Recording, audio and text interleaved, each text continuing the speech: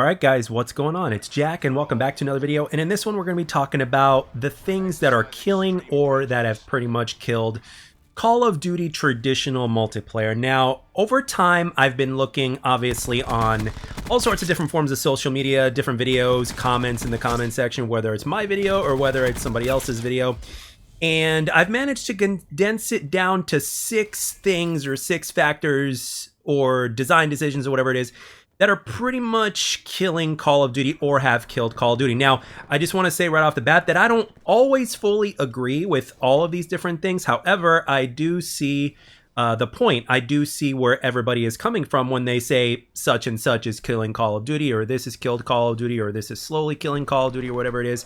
So, and that's one of the reasons why I wanted to make this video, because there certainly are points to be made, and it really is all a matter of personal perspective as well as taste. So this, in my opinion, is a perfect discussion to have. So without further ado, this video is going to last a little bit longer than usual. So let's get right down to it. So the first thing that I have here on my little list is competitive. I've seen people say in comment section and everything like that, that competitive Call of Duty has pretty much killed or slowly started to kill Call of Duty. And the reason being is after much thinking about this, the one thing that I can come to conclusion is that obviously Call of Duty was never really meant to be a competitive shooter in the first place. Call of Duty was meant to be the ultimate casual first-person shooter experience, and then on top of that, you had the 60 frames per second, you had the customizable classes, and you had all sorts of things going on. You had a time to kill that was faster, and you even had a lot of randomness going on, but nobody cared because it was all good. And in order to make a game more competitive, you got to maybe change the layout of a map or something like that in terms of how it's designed. You got to take certain weapons out of the equation. You got to take certain pieces of equipment out of the equation. There are certain maps that you can't play on. There's certain streaks that you can't use, and the list goes on and on. In terms of what we get in competitive Call of Duty today, still remains the fact that so many things have to be omitted or changed or altered to a state to where you literally cannot use them, or, you know, or things have to be gentleman agree. There has to be a gentleman agreement in some cases as well, you know, in terms of certain weapons on top of what I already just mentioned. And that is because at its core, Call of Duty was actually never meant to really be a competitive shooter. And if it was, it certainly wasn't a good one at that.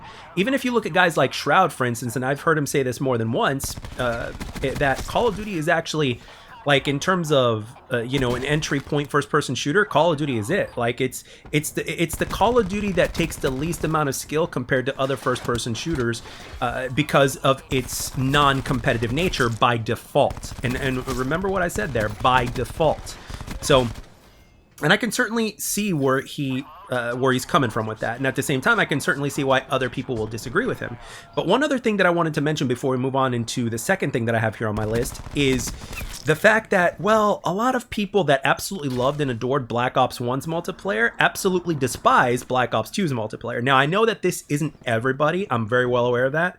But at the same time, I certainly understand why. And that is because the competitive nature of how they designed Black Ops 2, or should I say, the amount of time and resources that they basically focused on for competitive in Black Ops 2, which literally put Call of Duty competitive on the map in terms of, I mean, I know there were Call of Duty competitive games before that, and people were playing competitively and professionally in Call of Duty before Black Ops 2, but Black Ops 2 really set the tone of what would come in the future, right?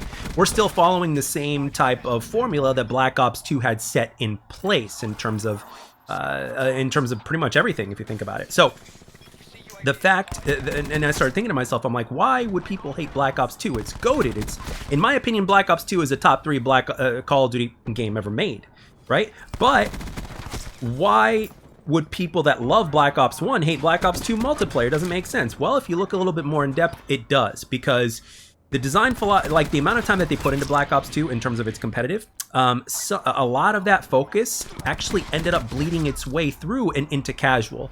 And a lot of people, even though some people like it, there are a significant percentage of players that don't like it. And they prefer Black Ops 1 to Black Ops 2 simply because of the fact that it was more casual and it just felt a lot better, despite the fact that obviously there were a few things that were, you know, obviously better in Black Ops 2 than Black Ops 1.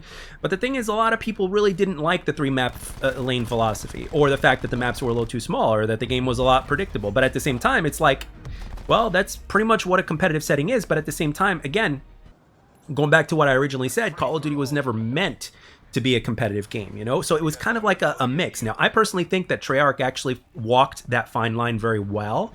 And I do think a significant, like the majority of people really liked pubs. But I think that there's also a significant percentage of casual players that actually, or just players in general, that actually did not like Black Ops 2 multiplayer for the reasons that I just stated. So remember, it's again, I'm not just taking the majority into account here. I'm trying to take everything into account. So yeah, so that's why I think competitive is mentioned when it comes to a reason that's what's killing Call of Duty. Next up, this is kind of a 2-for-1 sort of thing. The next thing on my list is crossplay / cheating. And I'm pretty sure you guys can see where I go to this. Now, obviously, players have been asking for crossplay ever since God knows when, right? But for the most part, it was Xbox players wanting to play with PlayStation players or vice versa. And if Nintendo can join in, then why not? Basically, people were asking for console crossplay, but then they took it a step above and made it to where everybody wants to play. Now, I don't think the PC community should ever be left out when it comes to crossplay. However, the problem with that is not necessarily the input in terms of, you know, mouse and keyboard versus controller, even though that is something that a lot of people, whether you're on the mouse and keyboard side or whether you're on the controller side, people are always going to have back and forth about that. And the thing is this. When with PC, the biggest thing with multiplayer shooters on PC that is an issue is the cheating factor. Now, to my knowledge, I've been told that Valorant has the best like anti-cheat in the business, which is great. So good for them if that is the case. But the thing is, ultimately, a big thing that kills multiplayer shooters on PC, especially if they're just PC games alone, is the fact that there is a lot of cheating going on. You got people with aimbot and then a whole bunch of other things. Even before Call of Duty became crossplay, I watched some of my favorite Call of Duty content creators / streamers switch over to PC.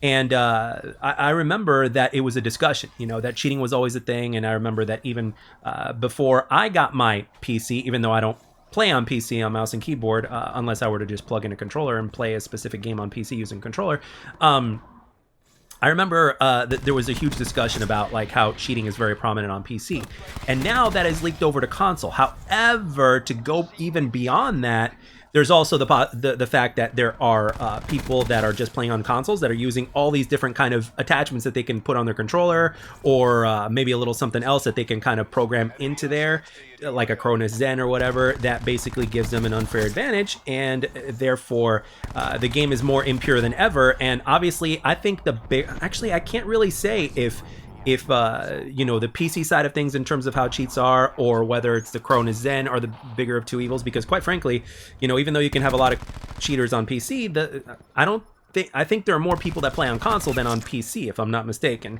So again, all it takes is for a GameStop employee to basically say, hey, you know, you can get this $100 item, and then it'll give your you know, your niece or your nephew or whatnot an edge in multiplayer. They're gonna absolutely love it, right? So there you go, right? And that's just one way of how it's spread and everything like that. So yeah, so I think another thing is obviously crossplay / cheating. One kind of led to the other, or amplified the other, so to speak. So as you can see, that's one of the reasons why I had those two under the same number. Now, moving on to the next one, advanced movement.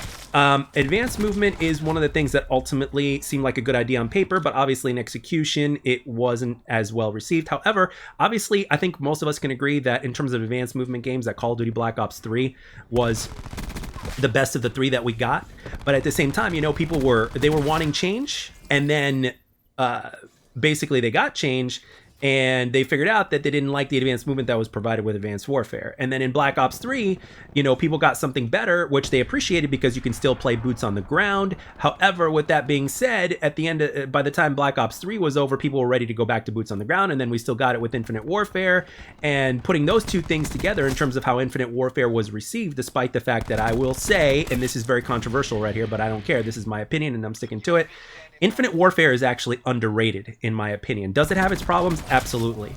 But especially if you look at Infinite Warfare as a whole, from multiplayer to zombies to the campaign, it is very, very solid in many ways. And in my opinion, it is like Infinity Ward's best produced game, in my opinion, as a whole, in my humble opinion. I know that's an even more controversial statement, But again, that's my opinion. I'm sticking to it. It's my perspective. Perhaps maybe I can make a separate video going in depth about that, so that way we can kind of compare and mix and match. But ultimately, at the end of the day, when Infinite Warfare came out, which was year 3 of the advanced movement era, which we haven't gotten since, obviously,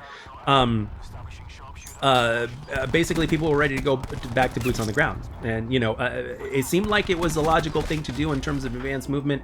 But at the end of the day, I think it did more damage than it did good, because eventually of how things started, right? And at the same time, I had a lot of people tell me, well, one person in particular opened my eyes to this, and it was a friend of a friend that said basically that they didn't even buy the game because it just didn't look like Call of Duty to them. You know, like when you put advanced movement into the game, all of a sudden it doesn't feel so COD-ish anymore, because Call of Duty rooted itself on the boots on the ground. So all of a sudden something like advanced movement can change everything. I mean, think about Titanfall for a second. If you were to take Titans out of Titanfall and the advanced movement out of Titanfall, all of a sudden, despite the fact that the game would be titled Titanfall, wouldn't really be so Titanfall-ish now, would it? So you see what I'm saying? So ultimately, at the end of the day, as much as it pains me to say, because I didn't mind the advanced movement, but I understand where people are coming from when someone might think that advanced movement was something that pretty much you know, added on to what was killing Call of Duty, unfortunately. And of course, the number 4 is what else is killing or has killed Call of Duty, of course, and that is what came after the advanced movement about 2 years later in 2019. And what was that? Realism. Realism was the next thing to kill COD, because again, Call of Duty was never meant to be realistic. I mean, sure, it could look real, it could look great, it could look like, you know, these are real soldiers moving around with real weapons and stuff like that, sure, but at the same time, is it supposed to play real? No. So they started adding in realistic things in there. They started adding realistic maps with all sorts of shit in the middle and stuff like that, which you know, the layout was not very good. And then all of a sudden they, you know, Dead Silence was just a field upgrade or whatnot.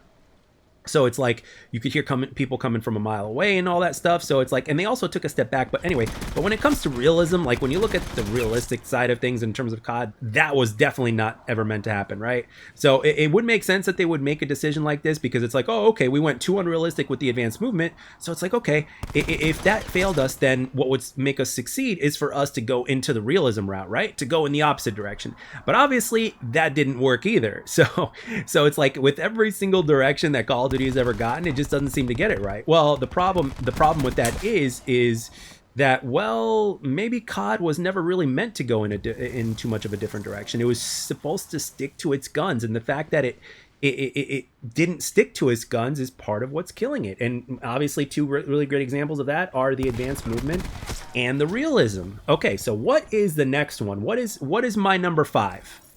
Well, this one may or may not be controversial, but again, I've seen people talk about it. So the next one is Battle Royale. So obviously, Battle Royale is obviously a different genre. Fortnite has succeeded immensely in terms of what they did with their flavor of a shooter, which was obviously, it's not an arcade shooter, but Fortnite was immensely successful in their formula, and Battle Royale genre took off. And then what happened was Call of Duty ended up copying that. Now, from a financial standpoint, sure, it gave them a lot of success and stuff like that. But the reason why I blame Battle Royale in general, or not necessarily me, but why other people might say so, is for a couple of reasons. Reason number 1 is because the gameplay of what you see in a Battle Royale, in terms of, let's say, a more defensive play style or this or that, kind of peeled its way into multiplayer. Now, that is not necessarily Battle Royale's fault. However, one thing that is more pointing to more Battle Royale's fault, which is one of the main reasons why I decided to put that in there, is because of the whole Battle Pass thing. There are, like, the Battle Pass, like, is obviously meant to support the game and stuff like that, but obviously with Activision and how greedy they are and all that kind of stuff, took it to a whole other level and decided to capitalize on it. And the thing is, Blackout was obviously used as a test dummy, and it succeeded very well. Blackout, in my opinion, is superior to Warzone, with all due respect. But with that being said, you know, a lot of players have been saying over time, and again, I don't play Battle Royale, so I was really almost hesitant to put this one on, but it was something that mattered. I've seen it so many times mentioned in all sorts of different forms of social media or comments, to where I had to include it, because ultimately it is something that you can't help but think about. Because again, going back to what I mentioned about Call of Duty's identity, when it tried to do something different, and when that difference leaked into the traditional multiplayer, again, that is something that you can't deny damaged the traditional multiplayer. You know, I know that some people prefer Battle Royale over the traditional multiplayer, and that's fine. There's nothing wrong with that. However, what ended up happening was that one went into the other space, and then one tried to be the other, and then what happened was it took away from the multiplayer, because the multiplayer started playing like a mini Battle Royale. And then, of course, you had the Battle Pass and all that kind of other stuff included, and you name it, right? So whether you like to admit it or not, the Battle Royale genre, to a certain extent, whether you view it as a greater extent or a minor extent, did have an impact on the traditional multiplayer of Call of Duty. Now, granted, like I said, it's not entirely Battle Royale's fault, but it's also the developer's fault as well. So let's not take the blame off of that. Developer and publishers, actually. So, but anyway, and of course, the final thing and the sixth thing on this list is the elephant in the room. And I'm not even going to go in depth because I made an entire video about it, and that is skill-based matchmaking, or / engagement optimized matchmaking. It is the biggest complaint today. It is one of the things that we've discussed as a community, both on and off content creation and all sorts of forms of social media. And it is something that is not ignored. I mean, we've even got AI bots now into the whole freaking thing. And I'm placing the AI bots problem or issue or discussion under skill-based matchmaking or engagement optimized matchmaking because of the fact that there are also they can be used to basically, like, as a way to stop people that are reverse boosting.